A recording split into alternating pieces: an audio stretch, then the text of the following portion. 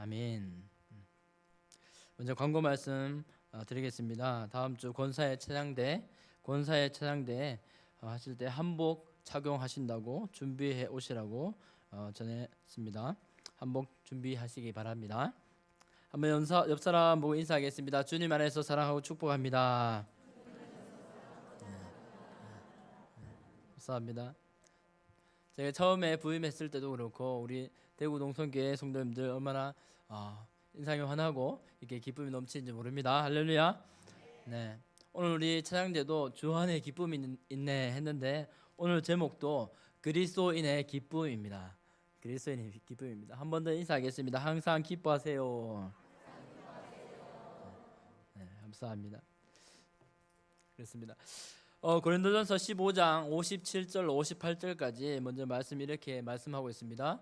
우리 주 예수 그리스도로 말미암아 우리에게 승리를 주시는 하나님께 감사하노니 그러므로 내 사랑하는 형제들아 견실하며 흔들리지 말고 항상 주의 일에 더욱 힘쓰는 자들이 되라.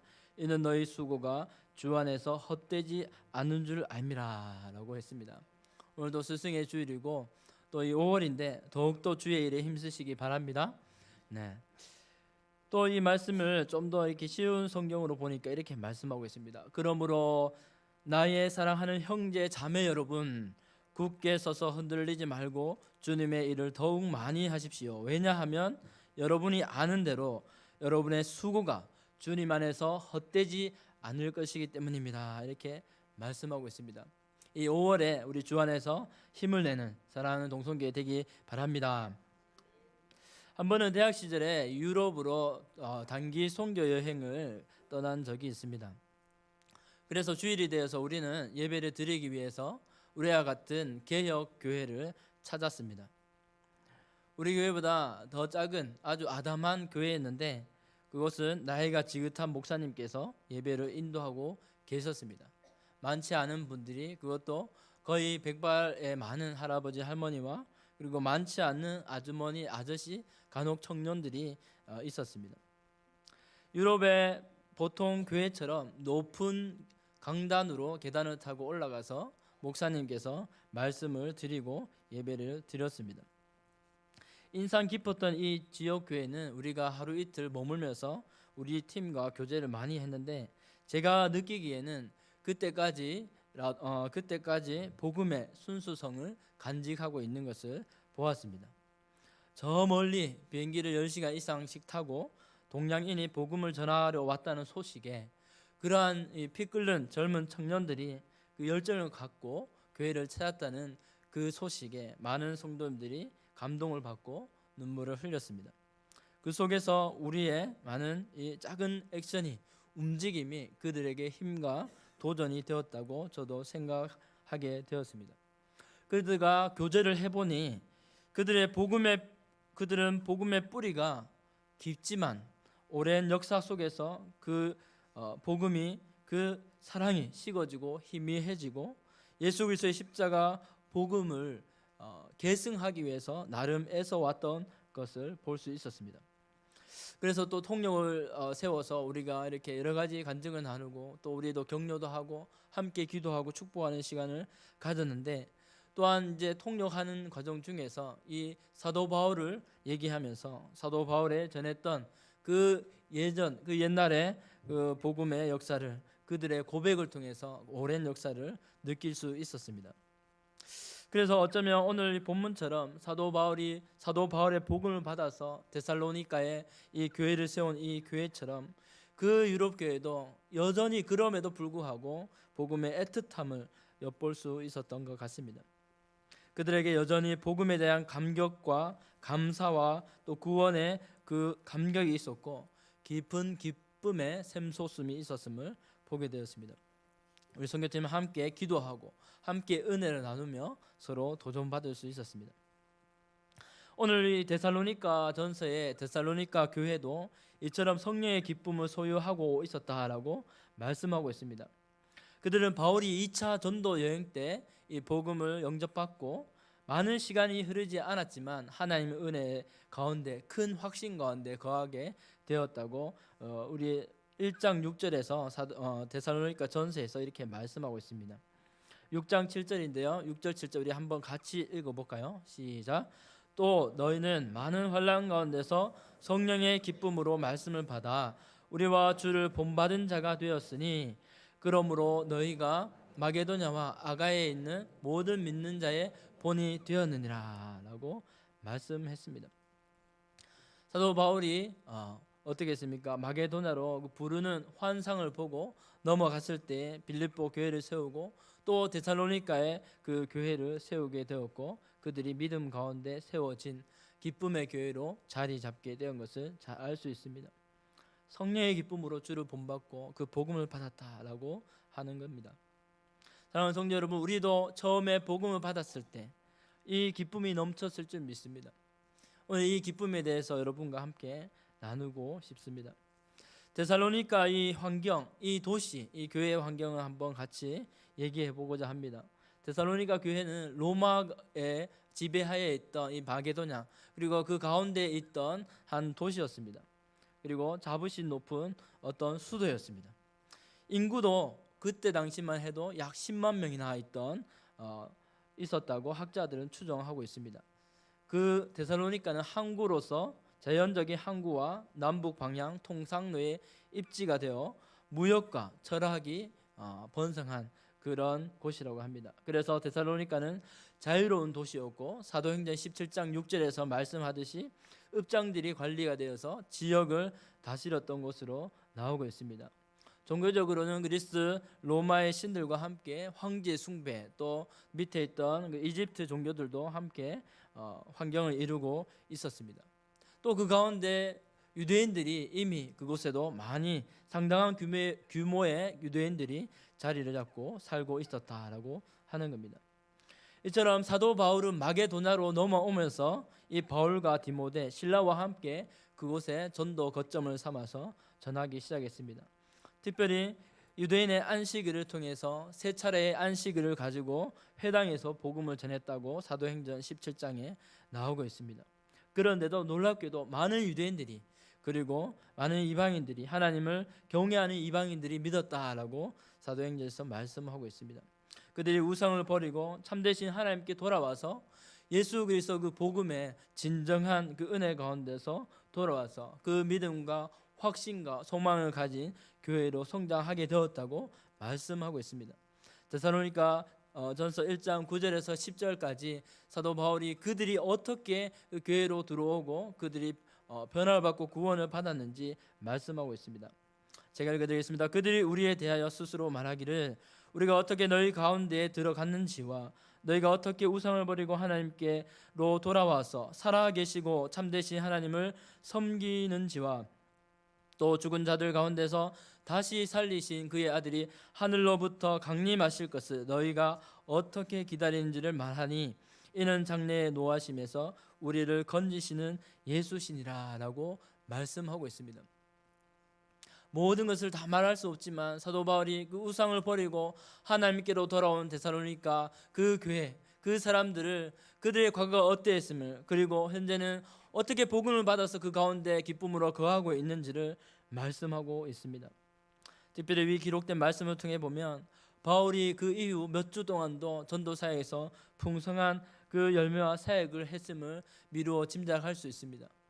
그런데 놀랍게도 사도 바울은 데살로니가에 오래 머물 수 없었습니다.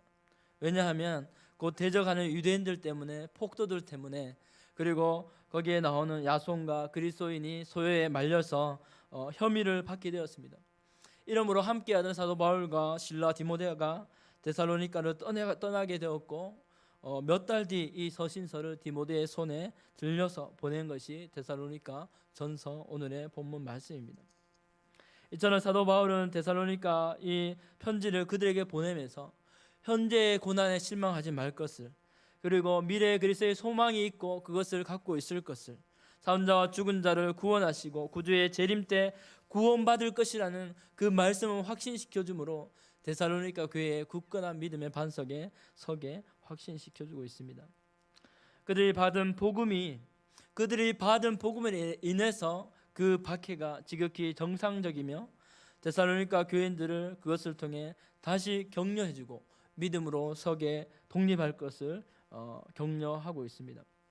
그래서 우리가 너무나 잘 아는 말씀 데살로니가 1장 3절 4절에 이렇게 말씀하고 있는 겁니다. 너희 믿음의 역사와, 이 말씀 한번 읽어보겠습니다. 시작. 너희의 믿음의 역사와 사랑의 수고와 우리 주 예수 그리스도에 대한 소망의 인내를 우리 하나님 아버지 앞에서 끊임없이 기억하니 하나님의 사랑하심을 받은 형제들아 너희를 택하심을 아노라 라고 이렇게 격려하고 있습니다. 옆 사람부터 한번 인사하겠습니다. 하나님의 사랑이 우리 가운데 충만합니다. 아멘. 그래서 우리 가운데도, 우리 교회 가운데도 믿음의 역사와 사랑의 수고와 그리스도의 소망의 인내가 더 풍성하길 원합니다. 네. 데살로니가 교회는 이제 막 복음을 받은 어쩌면 신생 교회였고 아주 초보적인 교회였습니다.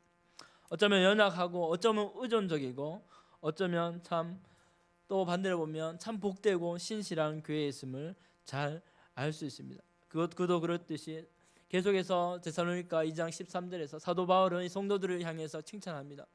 너희가 하나님 앞에 감사하는데, 왜냐하면 그 사람의 전하는 말을 사람의 말로 받는 것이 아니라 하나님의 말씀으로 받는다라고 말씀하고 있습니다.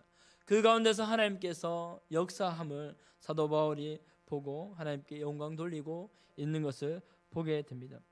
사랑하는 성도 여러분, 그러나 사도 바울은 그들에게 나아가서 그들 교회를 제가 설교하는 것 같이, 여러분을 대하는 것 같이 직접 보면서 대하고 싶었지만 그런 상황이 못 되었습니다.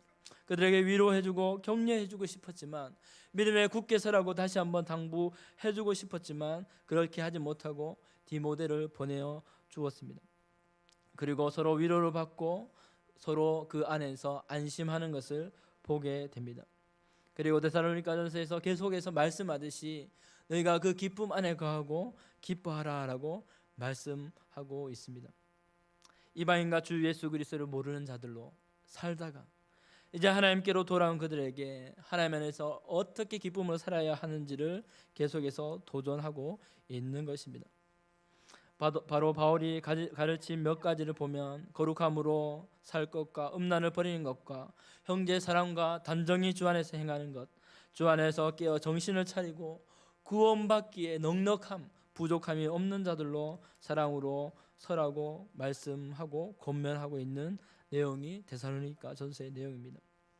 그들은 이제 사도 바울의 그 말씀을 통해서 은혜와 기쁨으로 복음으로 가득 찬 충만한 교회가 되었으리라 봅니다.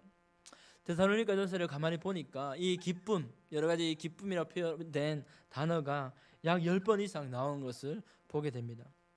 사랑하는 성도 여러분, 복음을 알면, 복음을 경험하게 되면 기쁠지 믿습니다. 단순히 얕은 기쁨이 아니라 절로 하나님께 감사한 기쁨의 샘이 하나님 안에서 솟는 줄 믿습니다. 존 파이퍼 목사님, 이 기쁨의 신학이라는 하는 기쁨의 신학에 대해서 말씀을 나누는 목사님이 계십니다. 하나님의 기쁨에 대해서 나누고 있습니다. 기쁨의 신학, 기쁨의 성경에 대해서 말씀하고 있는데 이렇게 말씀합니다. 하나님을 기뻐하는 것이 얼마나 놀라운 특권인지 또 그의 설교와 책에서 나누고 있는데요. 현대 신앙인이 기쁨을 잃어버린 것은 참으로 안타까운 일이라고 말씀하고 있습니다.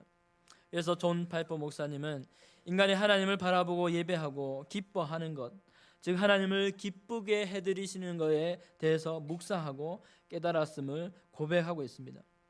바로 인간의 기쁨도 하나님께 있고 궁극적으로 그 기쁨을 받으시는 것도 하나님이시다라고 말씀하고 있습니다. 어떻게 보면 현대인들은 지나치게 자기중심적입니다. 그래서 언제나 자기 자신을 출발점으로 삼아서 하나님과 신앙생활을 생각합니다. 그러나 기쁨의 신학자 존 파이퍼 목사님은 하나님을 중심으로 하나님을 바라보고 하나님을 주목할 것을 말씀하고 있습니다. 그렇게 할 때에, 하나님을 바라볼 때에 그 기쁨이 배가 되는 것, 바로 신앙생활을 하는 참된 그리스도인의 신앙생활의 묘미인 것을 가르쳐 주고 있습니다. 이 세상의 것들은 우리가 말하기를 이 세상의 것들은 찰나다 말하고 있습니다. 제가 알기로 이 찰나라고 하는 것은 불교 용어인데요, 아주 짧은 시간, 눈 깜빡할 그 시간을 말씀하는 것이라고 알고 있습니다. 바로 찰나와 같은 순간적인 기쁨, 이 세상의 기쁨이 있다라고 하는 겁니다. 그러나 문제는 그 기쁨 다음에 어떤 감당할 수 없는 더 큰 공허함이 반드시 찾아올 때 그것을 감당하기 어렵다라고 하는 겁니다. 그리스도인들은 이미 하나님의 은혜와 큰 기쁨을 맛본 줄 믿습니다. 우리는 이미 주 안에서 큰 기쁨의 그 복음을 맛보고 있습니다. 그래서 우리가 예수를 믿고 예수의 복음을 경험하고 이후에 세상으로 나가 세상적으로 만족하려고 한다면 그 공허함이 더 클 수밖에 없을 것입니다. 이 세상 것으로 썩어질 것으로 만족할 수 없는 더 크고, 왜냐하면 더 크고 더 소중하고 더 존귀한 존재로 지음받았기 때문입니다. 그래서 목사님은 계속해서 이렇게 말합니다. 인간은 하나님만을 경배의 대상으로 삼을 때에만, 또 하나님을 알기 원하며 하나님의 말씀 안으로 들어갈 때에만 인간다운 존재, 인간으로 행복할 수 있는 존재가 됩니다 라고 이렇게 말씀하고 있습니다. 그 사랑의 대상이 올바로 될 때 그 영혼의 기쁨은 한이 없이 커질 것이다 라고 하는 겁니다. 제가 아이들을 가르치면서 여러 가지 교리를 한 번씩 가르치는데 늘 하는 것, 하나님이 기뻐하시는 게 뭘까라고 한 번씩 얘기합니다. 여러분이 잘나서, 공부를 잘해서, 키가 커서, 잘생겨서, 똑똑해서 그것이 아닐, 때로는 여러분이 실패하고, 때로는 여러분이 힘들어하고, 때로는 여러분이 조건이 좋지 않고 실패해도, 때로는 여러분이 화장실에서 볼일을 본다 해도 하나님 그 모든 여러분 자체로 인해서 기뻐한다라고 이렇게 아이들에게 말씀해 주고 있습니다. 하나님께서는 우리가 특별히 또 주님을 의지할 때 기뻐하시고, 우리가 주님께 순종하며 그 안에서 바르게 살 때 기뻐하는 줄 믿습니다. 우리가 하나님을 한없이 기뻐할 때 하나님 그때 최고의 영광을 받으실 것입니다. 이처럼 하나님은 이 하나님의 것들을 기뻐하는 자들에게 그 기뻐하신 유업을 준다라고 하는 겁니다. 사랑하는 성도 여러분, 이 세상 사람들이 마음의 기쁨을 느낄 때가 언제일까요? 얻고자 하는 것을 이제 막 생각할 때, 또 그것을 품고 있을 때 기뻐할 것입니다. 마치 원하는 물건이나 어떤 자동차나 어떤 좋은 집이나 어떤 사랑하는 대상이나 그런 것들을 구하려고 다니고, 또 그것을 막상 얻었을 때, 또 이루고자 하는 것을 성취했을 때 마음에 형언하지 못할 그 기쁨이 있을 것입니다. 그러나 그 기쁨은 오래 가지는 못할 것입니다. 영국 속담인지 어떤 이 속담에 이런 속담이 있습니다. 이발을 하면 하루가 즐겁고, 목욕을 하면 일주일이 즐겁고, 결혼을 하면 고작 한 달이 즐겁고, 새 집을 지으면 1년이 즐겁다라고 했습니다. 그런데 요즘 시대는 좀 바뀌었다고 합니다. 사우나에 가면 하루가 즐겁고, 결혼을 하면 일주일이 기쁘고, 새 차를 사면 한 달이 기쁘고, 새 집을 사면 1년이 기쁘다라고 좀 바뀌었다고 합니다. 이렇게 사람들의 기쁨은 세상적인 것들로 들쑥날쑥입니다. 우리 사랑하는 그리스도인들도 늘 영적인 것을 생각하고 천국에 대한 소망으로 늘 살아가면 소망으로 살아야 한다고 말은 하지만, 우리도 누구라도 돈이 많고 또 돈이 많이 생기고 사업이 잘 되면 기쁩니다. 이 세상에서 원하던 일을 성취하고 우리의 자녀가 일이 잘 되고 잘 되면 기쁘고 자랑하고 싶고 참으로 자랑스러운 것이 우리의 모습입니다. 이처럼 우리가 이 세상에 사는 한 이 세상의 것으로 인해 기쁠 수도 행복할 수도 있습니다. 그것도 너무나 좋은 일입니다. 그러나 그것은 이 세상의 것, 오래가지 못한 영원한 기쁨이 되지 못한다고 성경은 말씀하고 있습니다. 성경에서 말하는 기뻐한다 단어를 생각할 때 굉장히 질이 얕은 즐거움을 때로 우리는 생각합니다. 그래서 항상 기뻐하라, 항상 기뻐하십시오 라고 이렇게 보통 생각하면 이렇게 생각합니다. 항상 즐거워하라고, 행복해야 하라고, 항상 웃어야 하나 이렇게 생각합니다. 그래서 교회 안에 오면 굉장히 때로는 비현실적인 표정을 갖고 있는 분들이 많습니다. 때로는 살면서 정말 죽고 싶은데, 일주일 동안 삶이 너무 힘들었는데 교회에 오면 그래도 웃어야 한다고 의무적으로 생각을 하기도 합니다. 억지로 웃어야 한다고. 그러나 이 웃어야 한다는 척을 하는 것이 아님을 우리는 알고 있습니다. 그렇다면 성경에서 기뻐한다는 그 의미는 무엇입니까? 감성적으로 즐거워하라는 것이 아닐 것입니다. 행복함을 누리라는 뜻도 아닙니다. 언제나 미소를 띠라는 것도 아닙니다. 오히려 성경은 예수님은 너희가 애통하라, 통곡하라, 그리하면 너희가 복을 얻고 너희가 위로를 받을 것이라 라고 말씀하셨습니다. 어쩌면 이것일 것입니다. 내가 그토록 의지하던 모든 것이 떠나가고 사랑하던 모든 것이 떠나가고 내가 소망하던 모든 것이 증발한다 할지라도 내가 오늘 하루를 살아갈 수밖에 없는 한 가지 이유가 있다면 바로 예수 그리스도, 그 기쁨이 내게 있다는 것. 바로 야고보서 1장 2절에서 이렇게 말씀합니다. 내 형제들아, 너희가 여러 가지 시험을 당하거든 온전히 기쁘게 여기라 라고 말씀하고 있습니다. 우리가 정말로 기뻐하는지 요동치 않는지, 또 모든 것이 잘 안 된 이후에 우리가 다시 한번 살아갈 수밖에 없는 이유, 바로 우리가 예수 안에 그 기쁨을 가졌다라고 하는 것입니다.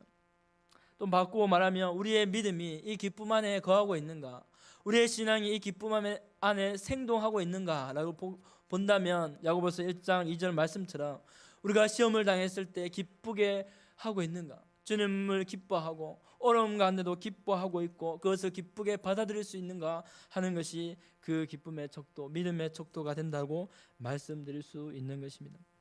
대학 입시 허락해 주셔서 감사합니다. 사업 성공 감사합니다. 기도 응답해 주셔서 감사합니다. 이것을 우리의 인생의 기쁨의 조건으로 삼는다면 우리가 살아가야 할 인생이 더 길고 험한데, 어쩌면 기도가 응답될 것보다도 우리가 소망하는 기도가 응답될 때도 그렇지 않을 때에도 우리가 무엇을 기준하며 살아가야 할 것입니까?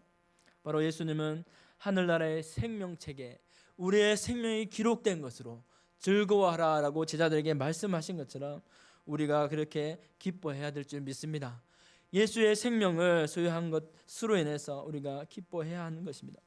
항상 기뻐하라, 항상 기뻐할 수 있는 것은 우리가 참 진리, 이 기쁨을 소유하고 있기 때문입니다. 오늘 우리 아이들에게 이단에 대해서 강의를 했습니다. 말씀을 전하면서 많은 내용을 할 수 있지만 이 짝퉁과 진품을 얘기했습니다. 이 세상에 많은 짝퉁이 있는데 그것은 진품이 있기 때문에, 진짜가 있기 때문에 많은 짝퉁이 활개칠 수밖에 없다라고 이렇게 말을 했습니다. 우리에게도 거짓 기쁨이 아니라, 짝퉁 기쁨이 아니라 진품, 진짜의 기쁨이 있는 줄 믿습니다. 이미 진품에 이 진짜를 갖고 있기 때문에 우리가 이 말씀에 순종할 수 있습니다. 아무것도 없을 때 하나님이 여호와로 인해 기뻐한다고 고백했던 하박국의 선지자의 노래를 우리도 같이 부를 수 있습니다. 하박국 3장 17절에 이렇게 노래하고 고백합니다. 우리 한번 읽어보겠습니다. 시작. 비록 무화과 나무가 무성하지 못하며 포도나무에 열매가 없으며 감람나무에 소출이 없으며 밭에 먹을 것이 없으며 우리의 양이 없으며 외양간에 소가 없을지라도 나는 여호와로 말미암아 즐거워하며 나의 구원의 하나님으로 말미암아 기뻐하리로다. 아멘. 사랑하는 성도 여러분, 우리가 함께 하나님을 기뻐하는 것이 하나님께서 우리에게 주시는 뜻인 줄 믿습니다. 기뻐할 때도 하나님을 기뻐하고 기도할 때도 마음 열어 하나님을 기뻐하며 나아갈 때 우리가 하나님 앞에 더 기뻐하실 줄 믿습니다. 슬퍼 기도 애통하며 기도할 때도 있지만 기쁨으로 나아갈 수 있는 것, 바로 그 우리 기쁨의 이유가 우리에게 있기 때문입니다. 사랑하는 성도 여러분, 오늘 읽진 않았지만 12절부터 14절까지 말씀은 뭐라고 하고 있습니까? 이렇게 말씀합니다. 그들의 역사로 말미암아 사랑 안에서 가장 귀히 여기며 너희끼리 화목하라. 또 형제들아, 너희를 권면하노니 게으른 자들을 권계하며 마음이 약한 자들을 격려하고 힘이 없는 자들을 붙들어주며 모든 사람에게 오래 참으라 라고 말씀하고 있습니다. 우리 안에 변치 않는, 이 세상이 빼앗아갈 수 없는 영원한 기쁨을 이미 소유했다면 우리가 형제를 향해서 예수 그리스도의 사랑을 나타내며 그들에게 맞는 그 사랑으로 대하고 서로 사랑 안에서 귀히 여기며 서로 섬기며 우리끼리 화목하는 것, 바로 우리 안에서 더 주님의 기쁨이 넘쳐나는 비결임을 사도 바울은 말씀하는 줄 믿습니다. 형제를 사랑하며 또 서로 돌볼 때 그리스도의 기쁨이 우리 안에 넘치는 것, 바로 우리 모두가 그리스도의 형상을 가진 구원받은 하나님의 자녀인 것을, 우리가 부름받은 하나님의 교회를 이루어가는 구성원임을 우리는 이 말씀을 통해서 알 수 있습니다. 이제 말씀을 맺겠습니다. 데살로니가 교회는 하나님께 사도 바울을 통해서 부름받은 그 시점이 그 아직 교회가 많이 오래된 교회는 아니었지만 복음을 받고 그 은혜 가운데서 기뻐하며 또한 사도 바울의 고백을 통해서 기쁨으로 나아갔습니다. 우리의 삶 가운데 이 데살로니가 교회처럼 우리도 이 지금의 삶을 살아가면서 가슴 떨리는 이 믿음과 기쁨을 소유하고 있는지, 바울의 기도 속에 성도들의 기도와 그들을 향한 기쁨의 내용이 가득 찬 것을 기억하며 우리가 서로에게 기쁨이 되고 있는지 우리 말씀을 통해서 생각하고 돌아보는 시간이 되기 원합니다. 범사에 감사하라, 항상 기뻐하라, 쉬지 말고 기도하라. 범사에 감사하라, 이것이 그리스도 예수 안에서 너희를 향하신 하나님의 뜻이니라 우리에게 주님은 말씀하고 있습니다. 2019년의 한 가운데 이제는 한번 뒤로 돌아볼 만한 이 5월의 계절에 우리가 우리 속에 많은 일들을 하면서 주님의 기쁨을 소유하고 있는지 돌아보면서 내가 섬길 때, 내가 기뻐하고 내가 일을 할 때 이 기쁨이 형제들에게 우리 교회 가운데 풍성한 향기와 하나님의 역사하심으로 드러나고 있는지 우리가 돌아보면서 우리가 함께 기쁨으로 승리하는 5월, 기쁨으로 나아가는 우리 교회와 모든 가정, 모든 성도님들 되시기를 주님의 이름으로 축복합니다. 기도하겠습니다. 참 좋으신 하나님 감사합니다.